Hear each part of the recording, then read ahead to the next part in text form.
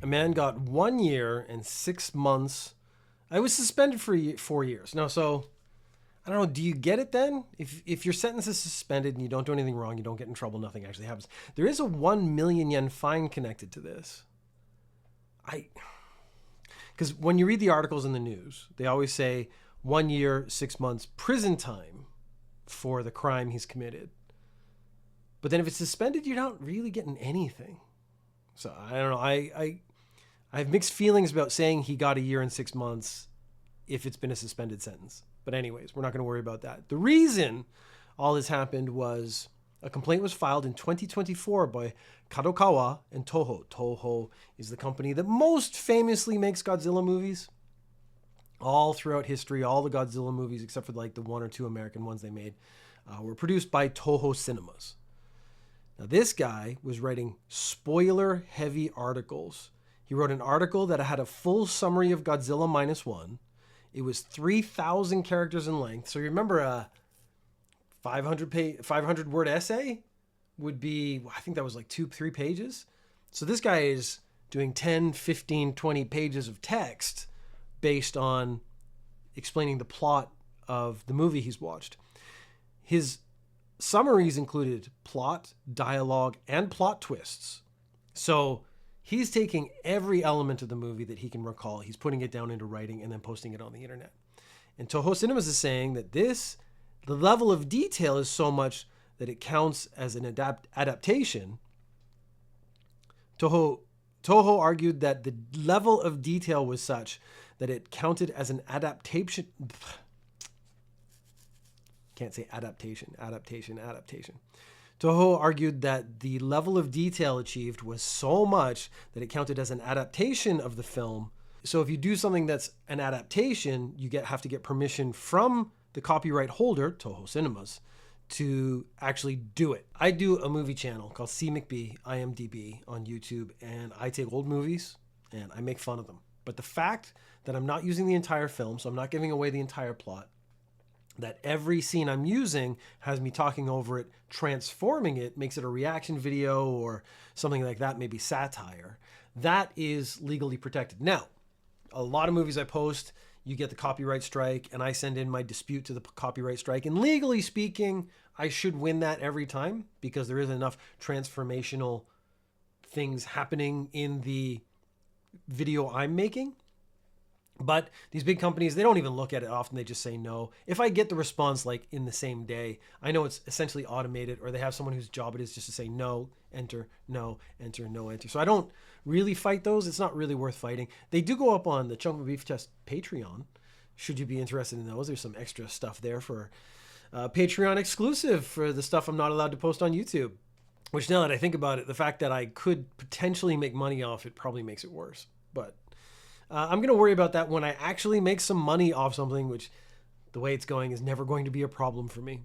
The sticking point seemed to be that the website was monetized. So it's almost as if he had done this for free, if he had done this for the love of film, if he was just writing and not making any money off it, that it wouldn't have been much of a case. But the fact that he was making money off it meant he was making money off the copywritten material that was owned by Toho. And so that is the bit that actually got him in trouble. It was too much. So he ended up with 1 year and 6 months in prison that he's not actually going to go to prison for. And again, I feel a little about that. It almost feels like, what's the point of giving him prison time if you're not actually going to give him prison time? Prison. What's the point of giving him prison time if he doesn't actually spend any time in prison? But at the same time, I understand this isn't a violent offense. He hasn't hurt anybody. So just tell him not to do it again. But if you do it again, you're going to get in trouble, extra trouble, super trouble, Godzilla level trouble. A survey is done regularly of the most sleep-deprived country.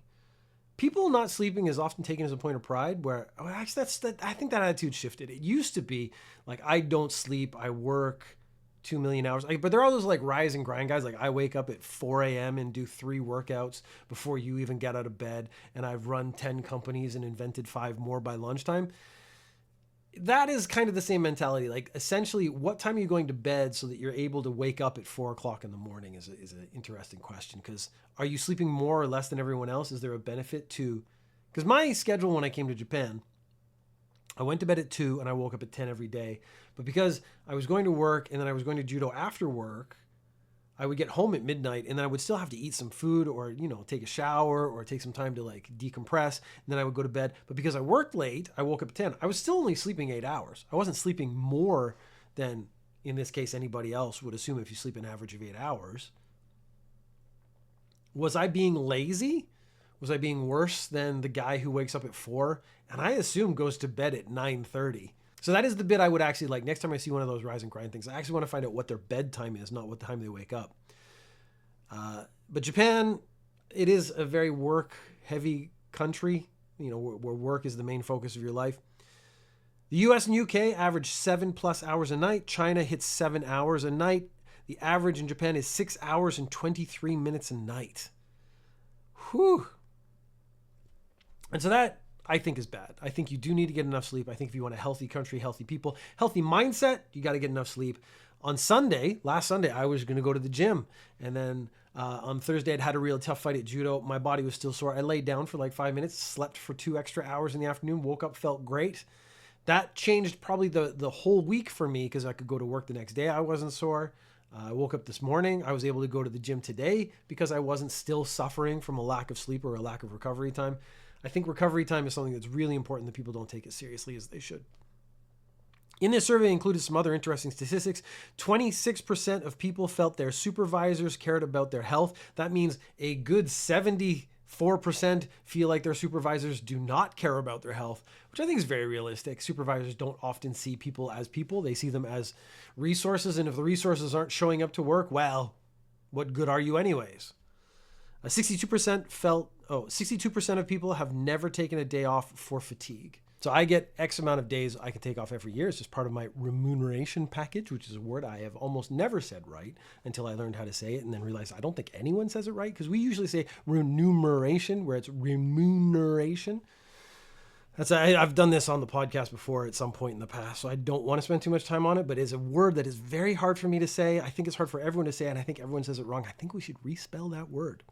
But I get X amount of days off a year, and I will try not to use any and then take off, let's say 1 a month or 1 every couple months so that I can just take a day off and do nothing. Maybe I catch up on podcasts or movies, or I just sleep or do something, but I try to do something that is not stressful and that is really just a recovery from fatigue day for me. 57% of couples sleep in separate rooms. This I have found out is a very normal thing in Japan. I am an incredibly light sleeper. I don't think you need to know about my personal life, but I actually sleep in a separate room from my wife, but not because like we're distant as people. She wakes up at 5 to 5:30, and I'm a very, very light sleeper. So if she woke up, she would wake me up, and then I wouldn't be able to get back to sleep again. People in Japan need to get more sleep, and this would indirectly go into the Japan is not having enough babies thing. If everyone is too tired, if everyone is too sleepy, if everyone has no energy, you're not making babies. You're not doing that. That's something you need energy to do. It's supposed to be fun. I mean, if you do it right. So I actually think that might be the first step is make sure everyone gets enough sleep. Make sure people, my common thing has been they work too much. They spend too much time at work, but that feeds into they don't sleep enough. So if you spend less time working, you spend more time sleeping. You spend more time sleeping, you have more energy. Maybe you make some babies. As I was just turning on my air conditioner and complaining, this is still pretty early in the spring, but I think my room gets a lot of sunlight in the afternoon, so it gets pretty hot. They have terms, the Japanese weather bureau has terms that they use for summer days. And it's to talk about is this going to be a particularly hot day? They have added a word, a descriptor, that they haven't had to do since 2007. So let's go through the common ones. The first one is a natsubi, which is a summer day, which is about 25 degrees Celsius. That is a very nice day. It's actually probably hotter than that in my room right now. Manatsubi is a midsummer day, and that's going to be about 30 degrees. And that's hot, but if it's not that humid, which it gets pretty humid in Japan, it's not too bad. Then we get into the gross days, because this is just temperature.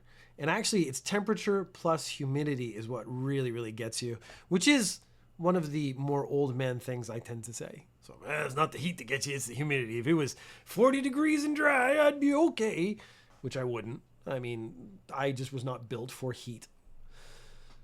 Moshobi is an extremely hot day, and that's when it's 35 degrees. So that was introduced in 2007. They had to come up with a new one, and they did a survey and a vote for who has like the best idea, and they ended up on Kokushobi, which is brutally hot day, which is not something I'm looking forward to.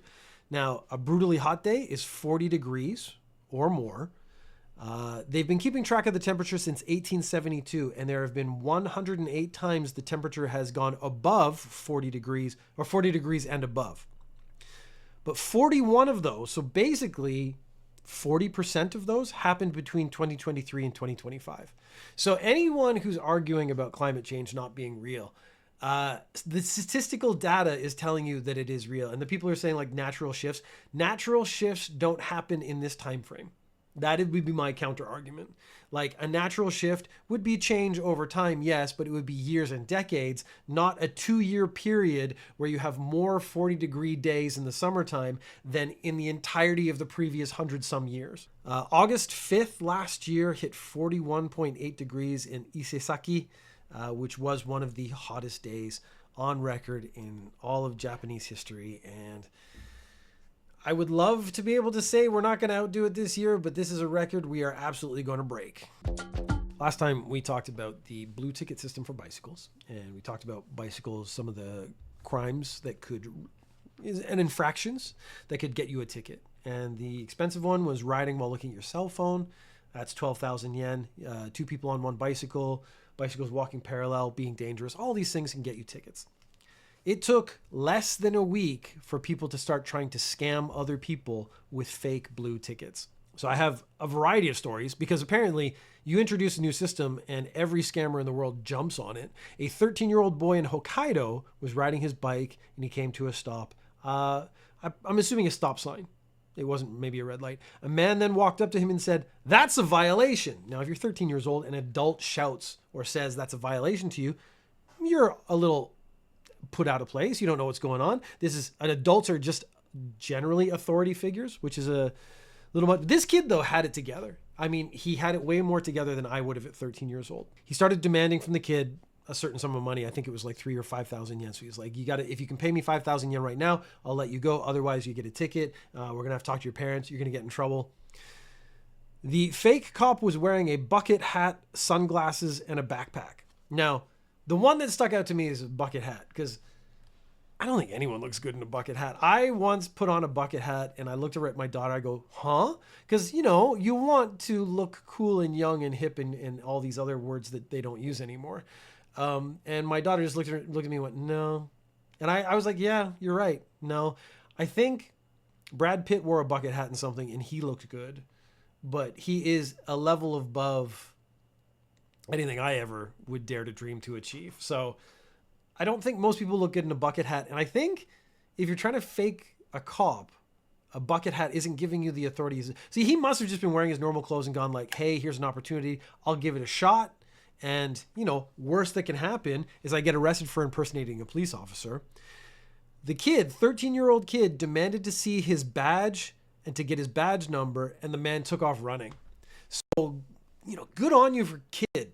You're awesome. I don't think at 13 years old I would have had the wherewithal to ask to see a badge or identification of a presumed authority figure. I also wouldn't have had any money. So if he demanded money, I'd be like, you have to give me the ticket because I do not have any money. And he pulled the you have to go to the ATM and get it. I was like, dude, there's no money in there either. You're actually attacked. This is one of the problems of maybe trying to rob me until I was in my mid-20s. I didn't have any money to take. Like, I wasn't poor as in dying or starving, but I didn't have any extra money that people could take away from me. In Hiroshima, they took 2,000 yen from a teen. In Oyama, also 2 men came up to a cyclist and demanded 15,000 yen because the man rode his bike across a crosswalk. They claimed he ran a red light, which is a fine of 15,000 yen.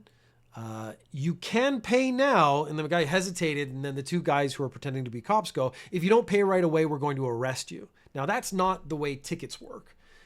You get the ticket and you pay it at a convenience store, the post office, or a Koban, something like that. You pay it somewhere separated from the police, actually. And this is, of course, to keep you from accidentally bribing a police officer or a police officer taking advantage of the system and taking bribes. It's actually to stop exactly what's happening right here. Someone trying to scam you out of money. When they stopped him, the victim flagged down a patrol car to check because he'd actually received a fake blue ticket. And then the cop said, like, that's not how any of this works. Police in Japan will never take money directly from you. You always go to a place to pay. And I think it's a post office or a bank or something. You do a transfer. You do not ever hand money to a police officer. So the last line is that cops don't ever collect fees on the spot. So if you come to Japan and someone claims to be a police officer and says, give me money, the answer is no. And if they say, well, we're going to arrest you, like, please go ahead. So you're a lawyer and you represent a real estate company, and the real estate company sues Google to get reviews removed from Google Maps. So let's give the benefit of the doubt and say these were negative, unfair, unrealistic reviews that should be removed. So that's why the company went through the effort of hiring a lawyer, going all the way to court, going to get Google and suing Google and saying, Google, take down these fake negative reviews. They lost in the district and the high court. But you're a lawyer and you still want to prove a point and you think it's unfair and wrong that this is happening. What do you do? And I do love the gumption of this young lawyer. I don't know how old he is. I like to imagine he's young. You create a website that reviews judges. So Saibankan Map, so it's like Google Map, but Judge Map, Saibankan Map, shows the names of judges in high-profile cases. It gives explanations of their ruling and the research papers they've written, and users can rate and post reviews of the judges they've interacted with. So I know there was a real website called Rate My Professor where students could rate the professor. People don't ever think of rating their judge. So I've only had one interaction with the court system in Japan, and the judge basically said nothing to me at all. It was just all the lawyers, and he just sat there looking very stone-faced, which was honestly very cool. So my review of him would have been impartial, or seemed impartial, or did not care about anything I had to say, which also might have been true, but I didn't have a positive or negative experience, which actually is very appropriate for a judge in this situation. I think the judge is proving his point. I think there's going to be some judges who get pissed off when they start getting negative reviews, and then they're going to want it taken down, but then they have to go back to this ruling, this precedent that's been set, that you don't take down these negative reviews. You don't do that. You have no say in this. Bye-bye, sir. My website that judges is going to stay up. So a cop is doing sort of regular... A cop is doing regular patrols with a married woman. This the euphemism I came up with. The husband finds out about these regular patrols and extra personal attention from the police officer to his wife, and he decides to divorce his wife. So he's like, you're having sex with this cop. I'm not cool with that. I want a divorce. I mean, honestly, she clearly likes the cop better than her husband. Her husband is like a divorce. It didn't make it sound like it was too messy. It was like, oh, if you're going to do that, I don't want to be married to you. I want to go find someone else who maybe doesn't do that with police officers behind my back. Or maybe you should have invited me. I don't know what the actual situation is. But if they had a very reasonable solution where they just kind of dealt with it like adults, you wouldn't be on Ninja News Japan. You then, as a police officer, conspire with the woman to threaten the man with a knife to not divorce her. Now that, to me, is not a convincing way. So you are going to stay married to your wife, or I'm going to kill you.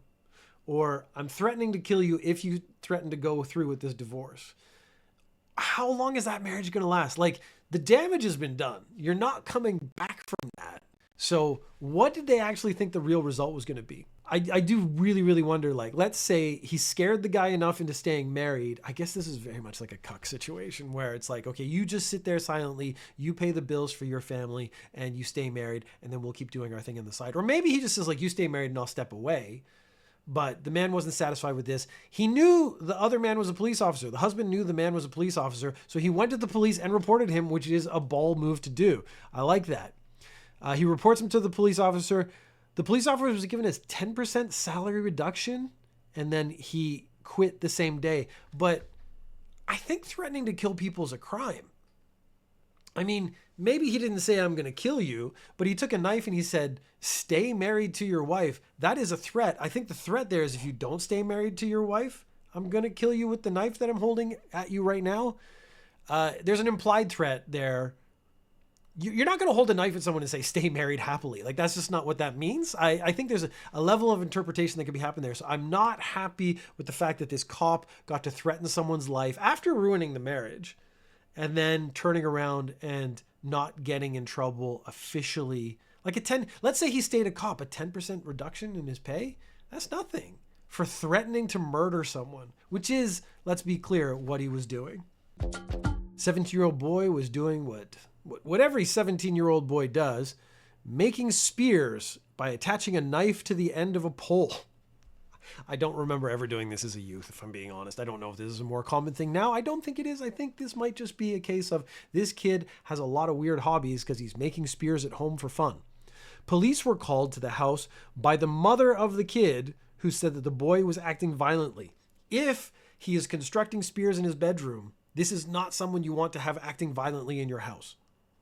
So I absolutely understand the concern and the desire to call the police and make sure that you are not in mortal danger. 3 cops entered the house and the boy was coming down the stairs and threw the spear at the cops in front from 3 meters away. So the fact that he missed is already, shouldn't be dealing with a spear if you don't know how to throw a spear. But he threw the spear down the stairs. 3 meters is not that far. I'm 6 foot, which is 1.83 centimeters. So almost 2 meters. That's my length in a little bit more. And he missed the cops, which is very lucky because this goes from assault or attempted murder to actual murder once he actually stabs someone. When the kid was arrested, he said, "I did not intend to kill," which I have my doubts about, because why did you make a spear and then throw it at the cops if you didn't intend to kill them? I mean, spears are pretty famously only for one thing, and that is for finishing off whatever's at the business end of the spear. Maybe he was just showing off his super sweet spear and he wanted to show his super sweet spear skills, and he threw it at the cops so they'd be super impressed by his super sweet spear skills that he's just demonstrated, but I don't think that's actually the case. It's normal to not like your coworkers. I've had lots of coworkers over my time in life, and there are some that I don't like and some that don't like me, and sometimes it's justified and sometimes not, but whatever. Not everyone can like anyone. But I can say I have never hit the depths of fury that this person must have hit to actually follow through on the actions here. A woman in her 20s stepped away from her desk, and a coworker, a male in his 30s, poured urine into her open bottle of tea. This always puts me in the mindset of the criminal. Like, this was prepared in advance. Like, you don't just have a container of tea. Like, you don't ever just have a container of urine available to you. You had to consciously stop and say, let me get some urine. Let me get this container to keep it in. I hope it's a nice container. And then you have to fill it up and then maintain that around your person until the opportunity arises for you to exact your plan to pour the pee into the tea, making PT. The woman came back to her desk and immediately noticed the change in taste, which means she actually tasted some of it, which, God, I cannot imagine. And then she immediately called the police, which is the right thing to do. I mean, there's no way this is okay. In court, the man denied a sexual intent. So this is one of those things that happens in Japan, and they put stuff into a woman's drink and they want the woman to drink it, and this sort of helps them get their jolly somehow. Again, I am far enough away from those kind of fetishes that I don't understand them, and I don't know how you got to this point in your life. That is actually maybe the thing I don't understand. But he's really trying to get out of 2 charges, because one is tampering with someone's food, which is some form of assault, I'm sure. The second is sexual aggression or sexual assault or something like that. So he's trying to take what could be 2 charges and get it down to 1 by saying he did not have sexual intent. So he admitted to putting the urine in the tea. He said, I put it in the tea with the intention of getting revenge. So I wonder what this woman did to make him want to get revenge on her, because I'm betting the whole thing is in his head. Like, maybe if I'm going to hypothesize, he's 30, she's 20. I'm going to put money on she's attractive to him. He asked her out. She said no. Revenge. But someone rejecting you does not deserve revenge. This is a workplace. Maybe she took credit for some of his work, or she messed up some of his work, or she made his work increase in number, or because she caused a problem. And then he's going for revenge. But I've never had someone interfere in my work to such a degree where I was like, the only possible solution is I'm going to put urine into something they drink and then watch them drink it and feel a great deal of satisfaction that they drank urine. I actually don't think I would get that much satisfaction from it either. The only way you get satisfaction from that is if they realize they've drunk urine, and I guess maybe part of it's if they drank your urine, but I don't think that would be the kind of thing that would satisfy me. If I'm ever going to go for revenge, it's going to be applicable in the ways that you've been causing me trouble. So if you cause me trouble professionally, you're going to get revenge professionally. If you cause me trouble personally, I'm going to find a way to get revenge personally. And I'm going to be, slightly creative about it because I want this to be satisfying for me. So I'm going to put a lot more thought into it than, I'm going to pee in a cup and put the pee into your tea and you're going to drink the tea, ha ha ha. Because to me, that's like a child. There's no sort of finesse there in getting your revenge. The last question I'm going to offer to you, the listener, if you want to write in to chuckmcbeefchest@gmail.com or speakpipe.com/chuckmcbeefchest to leave a voice message. Have you ever been pissed enough? Get pissed. Have you ever been pissed enough at someone to actually want to spike their drink with your urine to make PT?